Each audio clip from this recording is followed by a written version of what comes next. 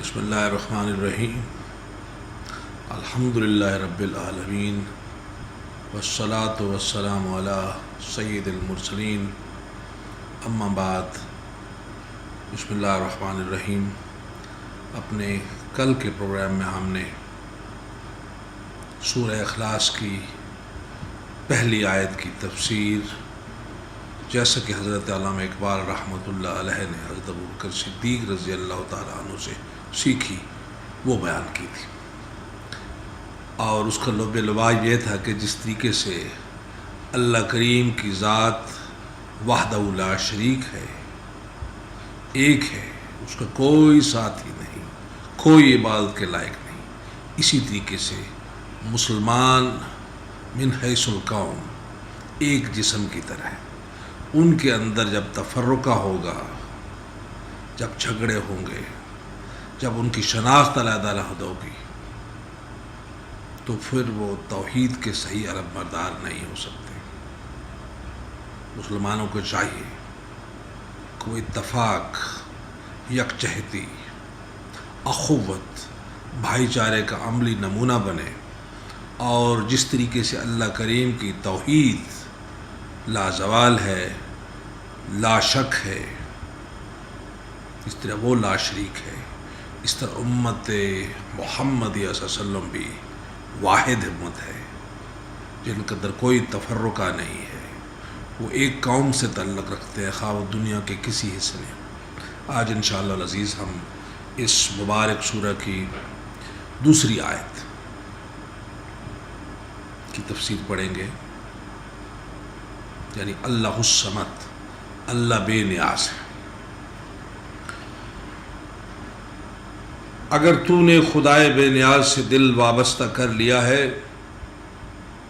تو سمجھ لے کہ تو اسباب کے دائرے سے نکل چکا ہے، اس لیے کہ اللہ کا بندہ اسباب کا بندہ نہیں ہو سکتا، کیونکہ زندگی محض معیشت کے کنویں کا چرخہ نہیں کہ انسان صبح و شام اقتصادی مسائل میں ہی الجھا رہے۔ اگر تو مسلمان ہے تو پھر تجھے خدا کے سوا ہر شے سے بے نیاز ہو جانا چاہیے۔ اللہ بس، ما سوا اللہ حوث، اور پھر تو دنیا کے لیے سراپا خیر بن جائے گا۔ دولت مند کے پاس جا کر شکوہ روزگار نہ کر، اپنے ہاتھ کو اپنی آستین سے باہر نکال کر گدائی نہ کر۔ حضرت علی مرتضیٰ رضی اللہ تعالیٰ عنہ کی مانند نان شعیر کو اپنا شعار بنا لے تو مرحب جیسے زوراور سردار کی گردن توڑ دے گا، اور خیبر جیسے مستحکم مقام کو فتح کر کے اپنا قبضہ جما لے گا۔ دولت مندوں کا احسان کیوں لیا جائے؟ ان کے ہاتھوں سے ہاں یا نہیں کا زخم کیوں کھایا جائے؟ کیونکہ ہاں کی صورت میں وہ دباؤ میں رکھیں گے تمہیں، اور انکار کی صورت میں تم احساس کمتری میں مبتلا رہو گے۔ تم اپنا رزق کم ظرف لوگوں کے ہاتھوں سے نہ لو، تم تو اپنے مصر کے یوسف علیہ السلام ہو، اپنے آپ کو یوں ارزاں نہ کرو، تم بے بہا ہو، لیکن اگرچہ تیری حیثیت چیونٹی کسی بھی ہو، بے بالوں پر بھی ہو، تو پھر بھی اپنے لیے زیبا نہ رکھ کہ تو کسی سلیمان کے ہاں، سلیمان علیہ السلام کے ہاں فریاد کا نہ ہو۔ حضرت عمر فاروق رضی اللہ تعالیٰ عنہ کے فرمان کے مطابق اپنی ضروریات دنیا کو کم کر لو، اور زندگی کو آزادانہ بسر کرو، جہاں تک ممکن ہو سکے اپنے آپ کو کیمیا بناؤ، اپنی قابلیت پیدا کرو اور اس قابلیت کا استعمال کرو، خاک مت بنو جسے ہر کوئی پاؤں کے تلے رونتا پھرے۔ اس جہاں میں تجھے بخشش کرنے والا ہونا چاہیے، سوالی نہیں، اور یہ اللہ کریم کی صفت صمدیت اپنائے بغیر ممکن ہی نہیں، کیونکہ ورنہ تو انسان دولت مند ہو کر بھی سوالی ہی رہتا ہے، اور مانگتا ہے اور مانگتا ہے اور مانگتا ہے۔ تو حضرت بولی قلندر رحمۃ اللہ علیہ کے مقام و مرتبے کو پہچانتا ہے اقبال، حضرت صدیق فرماتے میں انہی کے جام سے تجھے فیض یاب کرتا ہوں۔ کیا مقام ہے ابو علی قلندر کا۔ انہوں نے کہا تھا پشت پازن تخت کا اوسرا سر بدے از کف مدے ناموسرا، یعنی کیکاؤس جو کہ ایران کا قدیم بادشاہ تھا، اس کے تخت کو ٹھکرا دے، اپنے سر کو کٹوا دے، مگر اپنی عزت و ناموس کی پیشانی کو کسی غیر کے سامنے خم نہ کر، کیونکہ صفت سمادیت کے مالک تہیدستوں کے لیے میخانوں کے دروازے خود بخود کھل جاتے ہیں، یہی ازل سے سنت الہی ہے۔ حضرت صدیق اکبر نے کہا اقبال میں تمہیں خلیفہ ہارون رشید کا ایک واقعہ سناتا ہوں جو اسلامی تاریخ میں ایک بڑے دبدبے والا امیر تھا، جس کی تلوار کی دھار کا مزہ مشرقی رومی سلطنت کے بادشاہ فغفور نے بھی چکھا تھا۔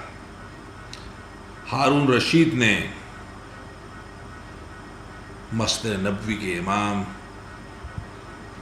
مالک رحمۃ اللہ علیہ سے کہا کہ اے قوم کے آقا، آپ کے در کی خاک سے قوم کی پیشانی منور رہے، آپ باغ حدیث کے نغمہ سنج ہیں، میری خواہش ہے کہ میں بھی آپ سے حدیث کے اسرار کو سیکھوں۔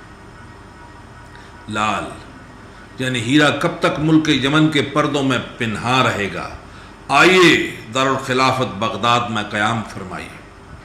عراق کے دن خوب روشن ہوتے ہیں، یہاں بڑے پر نظر حسین نظارے ہیں۔ عراق کے انگوروں سے آب خضر یعنی آب حیات ٹپکتا ہے، اس کی مٹی زخمی مسیحا کے لیے مرہم ہے، یہاں بہت خوشحالی ہے، یہاں تشریف لے آئیے، آپ بہت خوش رہیں گے۔ امام مالک رحمۃ اللہ علیہ مدینہ منورہ میں مسجد نبی میں درس حدیث دیا کرتے تھے۔ انہوں نے جواب دیا کہ میں رسول اللہ صلی اللہ علیہ وآلہ وسلم کا خادم ہوں، حضور صلی اللہ علیہ وسلم کے عشق کے سوا میرے ذہن میں کوئی خیال نہیں، میں حضور کے دامن ہی سے وابستہ ہوں، میں آپ کے حرم پاک سے اٹھ کر کہیں جا نہیں سکتا، یثرب کی خاک کو بوسہ دینا میری زندگی ہے، یہاں میری رات عراق کے دنوں سے بھی زیادہ خوشگوار ہوتی ہیں۔ عشق کی حقیقی فرمان ہے کہ میرا حکم مان اور بادشاہوں کو بھی خدمت کے لیے قبول نہ کر، تو میرا آقا بننا چاہتا ہے، ایک بندہ آزاد کو اپنا غلام بنا لینا چاہتا ہے، میں تجھے تعلیم دینے تیرے در پر آؤں، قوم کا خادم تیرا ملازم بن جائے۔ ہارون رشید، تو اگر علم دین سے بہرور ہونا چاہتا ہے تو پھر میں تیرے پاس نہیں آؤں گا، تو آ اور میرا حلقہ نشین ہو جا۔ حضرت علامہ اقبال رحمۃ اللہ علیہ اس واقعے کے بعد فرماتے ہیں کہ یہ اللہ کی صفت سمادیت کا ہی کمال ہے، بے نیازی میں بھی بڑے ناز ہیں اور ان نازوں کے بھی بے شمار انداز ہیں۔ بے نیازی کا مطلب بے مروتی نہیں ہے، بلکہ حق کا رنگ اختیار کرنے اور غیر کا رنگ اپنے بحران سے دھو ڈالنا بے نیازی۔ اے مسلمان، تو نے اغیار کا علم پڑھا، اسی کو ذخیرہ کیا، اسی کے غازے سے اپنے چہرے کو چمکا لیا، تو انہی کی روایات کو اپنے لیے باعث عزت سمجھتا ہے۔ میں تو نہیں جانتا کہ تو ہے یا کوئی اور ہے۔ غیر کی باد نسیم سے تیری خاک بے آب ہو گیا اور گل و ریحان کی محرومی سے تباہ ہو گئی۔ اپنی زمین کو اپنے ہاتھوں سے تو ویران نہ کر، اغیار کے دل سے بارش کی بھیک نہ، اغیار کے بادل سے بارش کی بھیک نہ مانگ، مانگ مانگ کر تیری حالت یہ ہو چکی ہے کہ تیری تو عقل بھی افکار غیر کی پابند ہے، تیرے سر میں جو تال ہے وہ بھی غیر ہی کا خیال ہے، تیری زبان کا کلام بھی مستعار ہے، تیرے دل کا آرام بھی مستعار ہے، ان میں کوئی بھی چیز ایسی نہیں جو خالصتاً تیری ہو جس پر تو اپنا کہہ کے فخر کر سکے۔ تیری کمریوں کی صدائیں تیرے سرووں کی کبائیں سب دوسروں سے مانگی ہوئی. حق تو یہ ہے کہ تو جس جام میں جام کشی کرتا ہے میں کشی کرتا ہے وہ جام بھی دوسروں سے ادھار لیا ہوا ہے. آہ وہ پاک ذات جس کی نگاہ ما زاغ البصر کی مالک ہے، جس میں نہ کجی ہے نہ کمی ہے، جس کی شمع اپنے پروانوں کو بھی پہچانتی ہے. جانتے ہو وہ آ کر تم جیسے مسلمانوں کو دیکھ کر کیا کہے گی؟ کہ تم مجھ سے نہیں ہو، تمہارا میرے ساتھ کوئی تعلق نہیں ہے. تو اس وقت سوائے کف افسوس ملنے کے تمہارے پاس ہوگا کیا؟ علامہ اقبال رحمۃ اللہ علیہ ایک تمثیلی انداز سے استحکام خودی کی وضاحت فرماتے ہیں. کہتے ہیں ہستی کو صبح کی روشنی میں کب تک گم رکھو گے؟ تم نے صبح کاذب یعنی اغیار کی تہذیب کا دھوکہ کھایا ہے اور اپنے آپ کو ختم کر لیا ہے. اپنی حقیقت پر نظر ڈالو، تم تو خود سورج ہو، پھر دوسروں کے کمکموں سے روشنی کیوں لیتے ہو؟ تم نے اپنے دل پر غیر کا نقش بٹھا لیا ہے. افسوس تم نے مٹی لی ہے، کیمیا گنوا دی ہے. تم کب تک دوسروں کی چمک دمک کے بل بوتے پر مچلتے رہو گے؟ کب تک دوسروں کی بچی ہوئی شراب سے اپنے دماغوں کو ہلکا کرتے رہو گے؟ تم کب تک شمع محفل کے گرد گھومتے رہو گے؟ اگر دل رکھتے ہو تو پھر اپنی آگ میں جلنا بھی سیکھو. اپنے من میں ڈوب کر پا جا سراغ زندگی. تو اگر میرا نہیں بنتا نہ بن، اپنا تو بن. تم نظر کی مانند اپنے پردوں میں رہو. اڑنا چاہتے ہو تو اڑو، مگر اپنی جگہ نہ چھوڑو. مرکز سے جدا نہ ہو، اور تمہارا مرکز اسلام ہے، خدا ہے، خدا کا رسول صلی اللہ علیہ وسلم. اے عقل مند، اس دنیا میں بلبلے کی مانند اپنے خلوت خانوں کو دوسروں سے محفوظ رکھ. یعنی اوپر سے انہیں سب کچھ دکھائی بھی دے لے لیکن وہ اندر نہ جا سکے. فرد اس لیے فرد ہے کہ اس نے اپنی ہستی کو پہچان لیا ہے. قوم اس لیے قوم بنی کہ قوم نے اپنی ہستی کو برقرار رکھا ہے. یعنی فرد و قوم دونوں کی ہستی احساس خودی پر موقوف ہے. خودی نہیں تو کچھ بھی نہیں. رسول اللہ صلی اللہ علیہ وسلم کے پیغام سے آگاہ ہو جاؤ اور اللہ کے سوا تمام ارباب اختیار سے فراغت حاصل کر لو.